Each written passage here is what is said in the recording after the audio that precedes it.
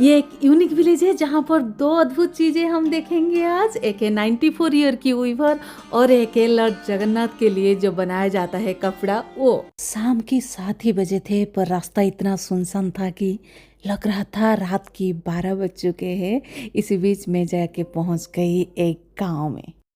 ये है राउतपड़ा विलेज जो खोदा डिस्ट्रिक्ट में है और अभी रात के 10:30 हुआ है और मैक्सिमम लोग सो गए हैं क्योंकि यहाँ पर ना सुबह 4 साढ़े 4 बजे से भी लोग उठ के ना जो वीविंग का काम है वो शुरू कर देते हैं। मैं रात में इस घर में रुकने वाली हूँ और इन्होंने मुझे खाना बना के दिया था। सुबह सुबह वीविंग करने के लिए जो पाइप चाहिए ना वो है नहीं, इसलिए रात को 11 बजे मेरे जो होस्ट है अहल्या जी वो बैठ के थ्रेड तैयार कर रहे हैं। इन्हीं के घर में ही मेरा रहना और खाने पीने का अरेंजमेंट हुआ था। पर ये भी एक संयोग है, मतलब इमिडिएटली वहाँ पर पहुँचने के बाद ही हुआ क्योंकि उससे पहले जिनके घर में हुआ था वो वीवर नहीं थे। तो मैंने बोला कि मुझे वीवर के घर में ही रहना है रात में। तो फिर उन्होंने इनको बुलाया और इन्होंने अचानक से बोला हाँ ठीक है मैम हमारे घर पे रहेंगे। अल्ले जी के घर में रात में रुकी थी ना, तो उनके घर में देखो सुबह 4 बजे से ना ये लूम शुरू हो गया है।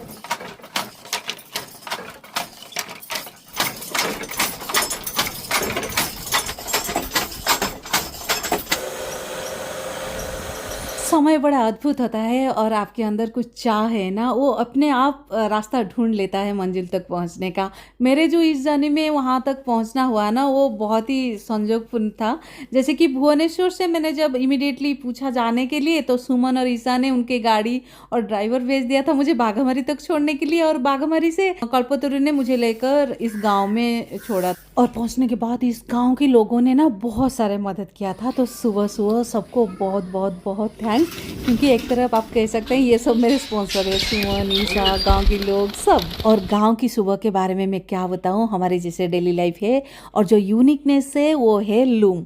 यहाँ पर 200 से ज़्यादा लूम है। तो सुबह से आपको वो वाला साउंड सुनने को मिलेगा, एक रिदिम है जो आपको फील करवाएगा वीवर का लाइफ कैसा है। यहाँ पर पानी का समस्या है ही, कुएं हैं जहाँ से पानी लेते हैं, पास में एक पंड है जहाँ पर नहाने के लिए जाते हैं, कुछ गवर्नमेंट का पाइप का पानी भी आ रहा है। पर मेरा इंटरेस्ट था कि मैं एक बार उन लोगों के साथ जाकर उस पंड में नहा के आऊँ, क्योंकि ये अपॉर्चुनिटी तो हमेशा नहीं मिलता है। जहाँ पर नहाने जा रहे हैं ना वहाँ पर करीब ½ किलोमीटर का डिस्टेंस है और रास्ता पूरा जो गांव का जो होता है ना जैसे वो वाला रास्ता है। देखो देखो आ गए हैं पंड, कितना बड़ा सा पंड है। वहाँ पर 2 जगह पे स्टेप्स बनाए हुआ है जहाँ पर लोग कपड़ा भी धोते हैं, नहाते हैं। आजकल लोग कम आ रहे हैं पर फिर भी बहुत मजा आया मुझे वहाँ पर नहा के। नहाते नहाते आधे घंटे 45 मिनट कैसे चला गया मुझे पता ही नहीं चला। सब लोग बोल रहे थे कि मैम निकल आइए आपको ठंडा हो जाएगा, सर्दी हो जाएगा। पर मुझे से कभी कभी चांस मिलने वाले कहाँ ये चांस छोड़ते हैं। वहाँ से आने के बाद मैं चली गई गाँव वीविंग प्रोसेस देखने के लिए। वहाँ पर जाकर पता चला कि सिल्क वर्मिंग के फार्मिंग के करने के लिए लोगों को बताया जा रहा है। 3-4 जगह में आजकल वो शुरू भी हुआ है।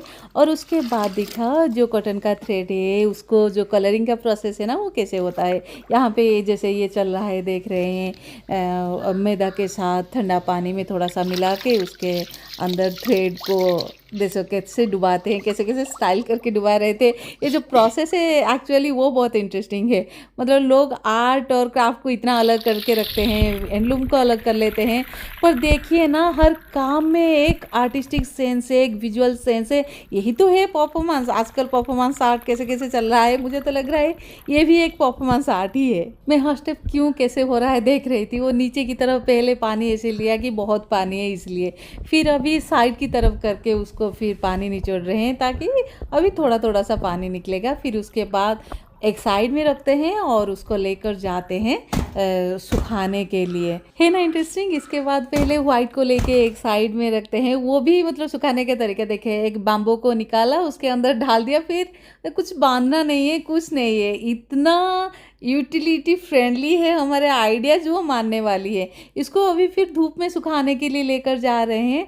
एक देखेंगे एक क्रश है उसको लेके गए यहाँ से और फिर बाहर उसको एक साइड गेट के ऊपर एक साइड उसी जो क्रश है उसके ऊपर रख देंगे तो आराम से सूख जाएगा। अच्छी तरह सूखने के बाद इसको ले आते हैं, फिर बाकी का प्रोसेसिंग होता है। मैं तो जो कलर का प्रोसेसिंग है ना वो मुझे भी बहुत इंटरेस्टिंग लगा। इतना ब्राइट कलर है, रेड कलर रहे दिख रहा था। ये देखो अभी ये कलर बन रहा है, अभी मतलब पानी गर्म है उसमें कलर है, अभी उसको ऐसे ऐसे करके अच्छी तरह से कलर को पकड़ लेगा जो कर्टन है, इसलिए ऐसे बहुत टाइम तक रखा जाता है। उसके बाद इसको ऐसे सुखाते हैं और फिर ऐसे ब्राइट कलर निकल के आते हैं ना, आपको आंखें खुश हो जाएगा सच में। उसके बाद मैंने देखा जो थ्रेड को निकालने की जो प्रोसेस है ना, वो है ये देखिए कैसे वहाँ पर सारे थ्रेड रहता है, फिर उसके बीच से एक एक कपुल थ्रेड होके आता है, फिर इसमें एक एक साड़ी हो जो है उसके लिए जितना चाहिए वो प्रोसेसिंग होता है। फिर आया सबसे यादगार, सबसे यूनिक, सबसे मेमोरेबल पल जो इन माँ जी के साथ मैंने बिताया। वो सबसे सीनियर वीवर है इस गांव में। एक्चुअली मौसम भी अद्भुत है, इनका उम्र अभी 94 है, पर अभी भी वो वीविंग कर रहे हैं ना। आश्चर्य वाली बात, मतलब उनकी आंख को ठीक तरह से दिखता नहीं है, वो बोलते हैं, फिर भी देखिए कितनी बारीकी से देख के थ्रेड को, पूरा नया थ्रेड निकालेंगे अभी। और उसके साथ ना जो पुराने थ्रेड खत्म हो जाता है ना, उसको फिर उसका जो पॉइंटेड पर्सन है ना, उसको देख के मिला के फिर शुरू किया जाता है। देखिए वो कितना आराम से, जैसे कि सब कुछ दिख रहा है पूरा क्लियरली, ऐसे ही कर रहे हैं। हम लोगों को 40 हो जाता है तो फिर दिखने में प्रॉब्लम हो जाता है, पर उनको 94 में वो अच्छे से देख के थ्रेड तैयार कर रहे हैं। वो मुझे बुला के बता रहे थे कि मैंने पान खाया है, वो अभी भी पान खाते हैं, वो एक उनका फेवरेट चीज़ है, तो वही दिखा रहे थे और उसी के बारे में बात कर रहे थे। फिर हमने उनके साथ थोड़ी देर बातचीत भी किया।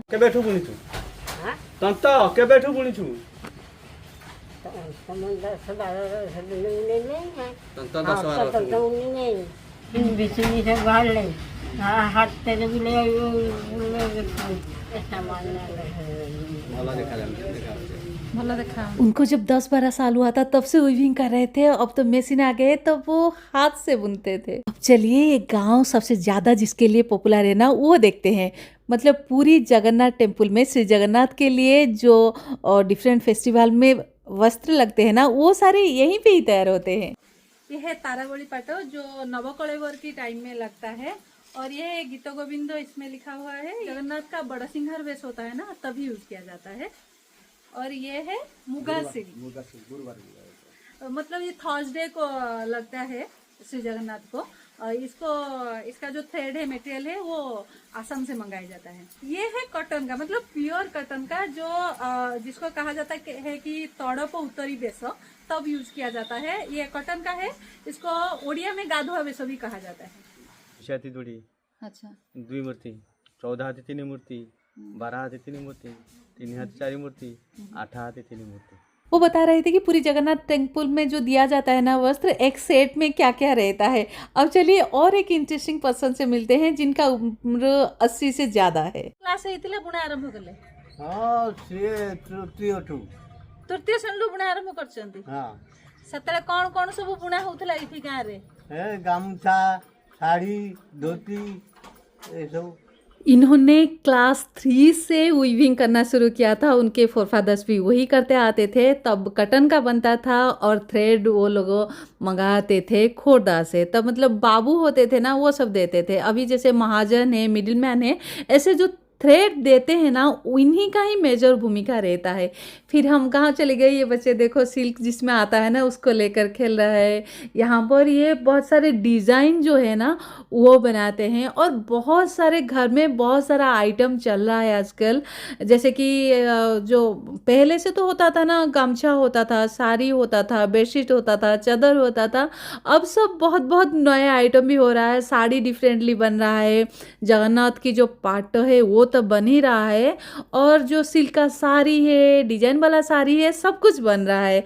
कुछ कुछ मिट्टी का घर अभी भी है जहाँ पर पूरा फैमिली काम करते हैं। और उनके घर के ऊपर जो होता था ना, जो छत होता था ना, हमारे यहाँ सीधा होता था जिसको आटू बोलते हैं, पर यहाँ पे इनका ना मिट्टी का होता है और ये स्लोप वाला होता है। ये मुझे सबसे अलग और इंटरेस्टिंग लगा। घूमते घूमते कुछ पुराना चीज मिल जाता है ना, मन अपने आप खुश हो जाता है। जैसे कि ये वाला ईयररिंग, मतलब 30-40 साल पहले वाला डिजाइन है ये। अच्छा, यहाँ का और एक इंटरेस्टिंग बात है कि यहाँ पे जो लोग होते हैं ना, उनका जो शादी ब्याह होता है वही आसपास में ही होता है, मतलब गांव के अंदर। जैसे कि हमने इनका जो मायका है वहाँ पर गए थे, उन्हीं की ही कम्युनिटी में होता है, ताकि जो घर में आए ना उसको वीविंग आता हो, उनका जो लाइवलीहुड हो उसमें मदद कर सके। सोसाइटी भी है, और यहाँ पे जो सोसाइटी है सबसे पुराना सोसाइटी है, 1941 में बना था।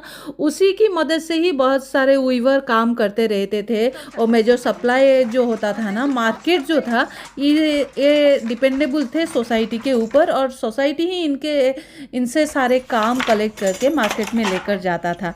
सच में बहुत ही इंटरेस्टिंग लोग हैं, हर कोई इन्वॉल्व है इस काम में। और शाम में मुझे उनसे मुलाकात हो गई जो प्रभु जगन्नाथ की कपड़े बनाने में ना मुख्य पुरोधा है। 92 ରୁ ଆରମ୍ଭ କରିଛୁ ଆମେ। ଆସ୍ତେ ଆସ୍ତେ ହଉ ହଉ ଗୋଟେ ଯୋଡ଼ ଲୁଗା କଟନ ଲୁଗା ଆଗ ବୁଣା ହେଲା, ତାପରେ ପାଟରେ जो मुख्य पुरोधा है उन्होंने बताया कि 92 से जो जगन्नाथ टेम्पल है वहाँ पर कपड़े बेचने का जो रीति है वो शुरू हुआ है। पहले कटन से शुरू हुआ था, बाद में सिल्क और उनका जो सेट है सब कुछ चल रहा है। यहाँ पर जितने सारे वीवर्स है वो 3 सेक्टर पे डिपेंडेंट है। एक है पूरी जगन्नाथ टेम्पल के लिए जो जाता है जगन्नाथ के कपड़े, और एक है सोसाइटी, और एक है जो आउटर सोर्सेज से बाहर से जो थ्रेड आता है, जैसे कि मालदा से आता है, नुआपटना से आता है, गवर्नमेंट से आता है, और बाहर से कोई अगर इंडिविजुअल देते हैं वो कपड़े लेते हैं। ये 3-4 इनकम सोर्सेस है जिस पे सारे वीवर्स डिपेंडेंट है, और उन्हीं का गुजारा इसी से चलता है। यहाँ पर एक सोसाइटी भी है जहाँ पर मैं गई थी, जो सबसे पुराना सोसाइटी बोल रही थी, ये है उसका कैंपस। यहाँ पर कुछ कुछ कपड़े हमेशा अवेलेबल रहता ही है, और डिफरेंट जो स्टॉल होता है, एग्जीबिशन होता है, वहाँ पर ही वो जाते हैं। गाँव का एक्सपीरियंस तो मेरा बहुत ही अच्छा रहा है, पर आपको वीडियो कैसा लगा आप ज़रूर मुझे कमेंट करके बताना, और अगर अभी तक मेरे चैनल को सब्सक्राइब नहीं किया है तो प्लीज़ सब्सक्राइब कर लेना। राउतपाड़ा विलेज से बहुत हड़बड़ी से जा रही हूँ, पर आती रहूँगी क्योंकि बहुत सारा काम अभी भी बाकी है। अभी जाना है नेक्स्ट डेस्टिनेशन पर, और एक गांव और एक आर्ट फॉर्म और एक कहानी के साथ मिलते हैं नेक्स्ट संडे में।